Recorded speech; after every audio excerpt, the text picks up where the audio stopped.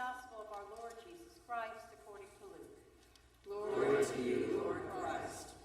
When they came to the place that is called the Skull, they crucified Jesus there with the criminals, one on his right and one on his left.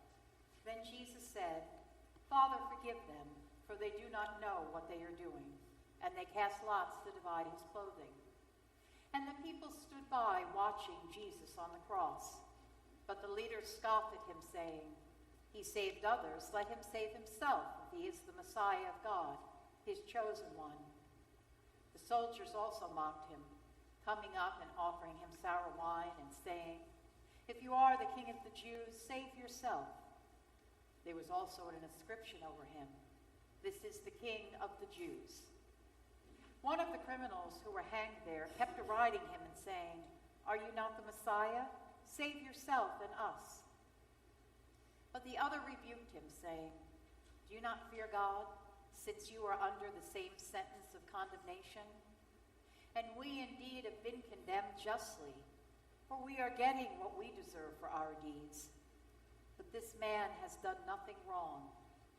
Then he said, "Jesus, remember me when you come into your kingdom." He replied, "Truly I tell you, today you will be with me in paradise." The Gospel of the Lord. Praise to you, Lord Christ.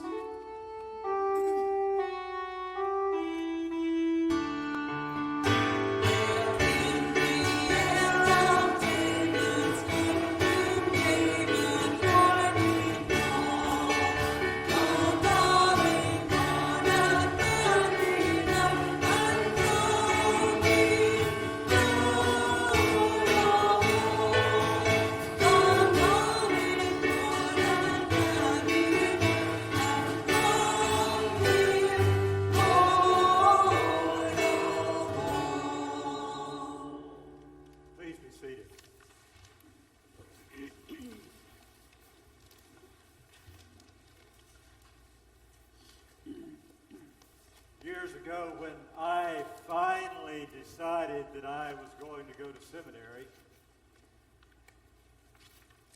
and then decided where I was going to go, all of the worry and all of the planning and all of the discernment just kind of melted away, and I became quite excited.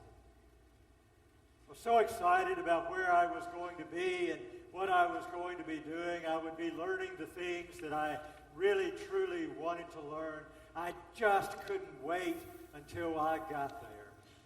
And then I got there. All was fine and good. We got moved, got set up, got things going the way they needed to go in the few days that we had before class started. And I showed up to my first class. And it was the same first class for the whole entering class. Old Testament. Now, when I visited there, I had sat in on a class, and I was excited about this, but it was such a large class that we had to meet in the Divinity School chapel. So we went in and we sat in the chairs in there, and we awaited the arrival of the professor, and in he came. He had a beard. They were all required to have beards back then. Except for the women. They didn't have to. And all of a sudden, as he took his place behind the podium and looked out at the class, my excitement became intimidation. And I thought, uh-oh, what's going to happen here? I'm excited, but I'm kind of scared about this whole experience. And with that, I retreated into my shell. There was a fellow sitting next to me. And I don't know if we met that first day, but the next day that we were in there, we were sitting next to each other, and he introduced himself, and we began to chat. And so we would chat each time we would go to class, not during class, but we would chat. After a while, he said, "You know, my wife and I are having a get-together for a few students this Friday night, kind of a a potluck dinner. Would you and your wife like to join us? We said, sure. It was really nice. And I've told you before about a time when I did a camping trip on the Appalachian Trail. He's the one who organized it. And he became a friend. And we went through divinity school together, and we graduated together. And that was the last time I saw him. I friended him a few years ago when I got on Facebook. I saw him on there and friended him. And we've kind of messaged once or twice during the last few years. And I started thinking about him recently. Because there was a post, I think, about my anniversary of ordination. And he posted on there. And what he posted on there was a reminder of that first day in Old Testament class when we met each other.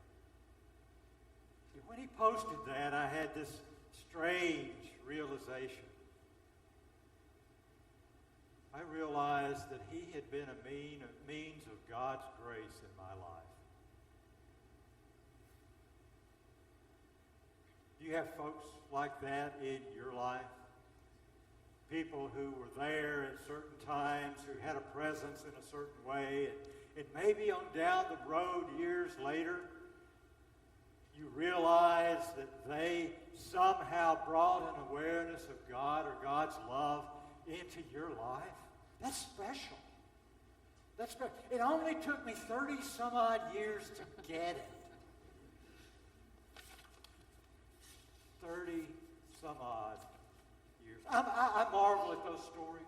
I marvel when I have those realizations about people.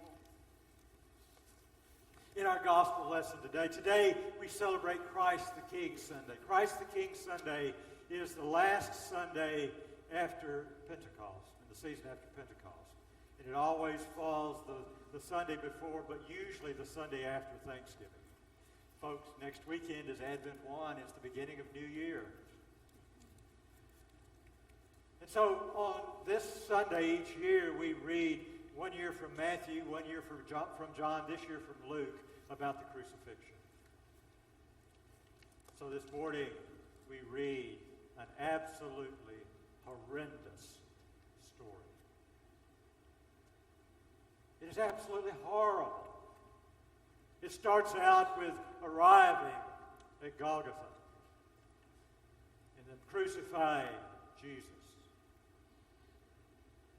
The crucifixion was we get the pictures of the blood and gore. That really wasn't it. That's not how it got played out generally. It was physically horrible because it just took everything physically away from a person. It was emotionally humiliating because people were stripped almost completely naked and they're hanging there next to the main thoroughfare in and out of town. And it destroyed them spiritually.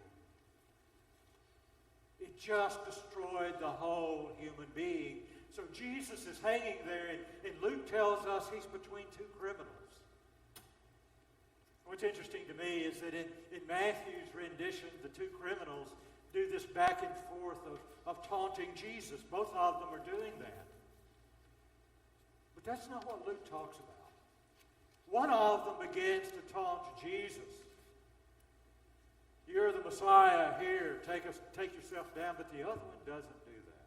You know, one of the first things we hear in this story that I love is in the midst of all of it, we have no evidence that anybody could hear it. Luke doesn't tell us that anybody heard this. When Jesus says, Father, forgive them for what they do. It's almost like it's probably a silent prayer. And so these criminals, one on either side of him, one of them is taunting him. And finally, the other guy looks at him and says, dude, stop it. Don't do that. You and I, we belong here. We did something to be put here, but not him. Not him. And then he looks at Jesus. And he says to Jesus, Jesus, take home with you. Take me home with you. And what does Jesus say? He says, you're going. You're going.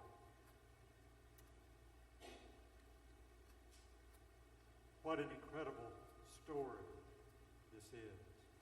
I marvel at this criminal who's hanging there on a cross, dying in agony, humiliated, broken man, who somehow in his awareness looks out at the man next to him and realizes who was there. He sees God hanging on a cross. It took me 30-some-odd years to come to the realization of God moving in my life through someone else. This criminal had the wherewithal in the midst of everything else to see God hanging there. You and I spend an awful lot of time talking about what it means to be the body of Christ. And we should. It's who we are. We talk about our identity as the body of Christ. We talk about how, as the body of Christ, we should behave and act here and in the world, the things we should do. We talk about that a lot. But I find myself today thinking that I could surely benefit from being a lot more like that criminal, hanging on the cross. And I think I'm willing to say that I think that the church, the body of Christ, could be a lot better if we had the same awareness that he brought to that place. Imagine it.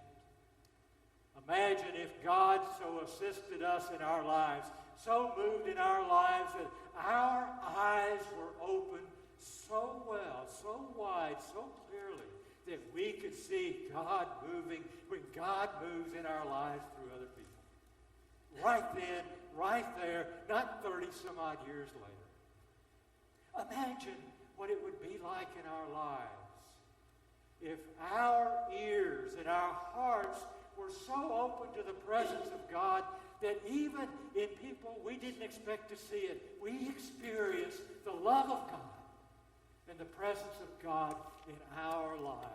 Can you imagine how our lives would be transformed? Can you imagine how the world would be transformed by this awareness in our lives? And here's the good one. Imagine if we were so aware that in the midst of our pain and agony, the humiliations of our lives, we could look next to us and we could see God hanging on that cross with us. Imagine. Imagine. I don't regret what this man meant in my life.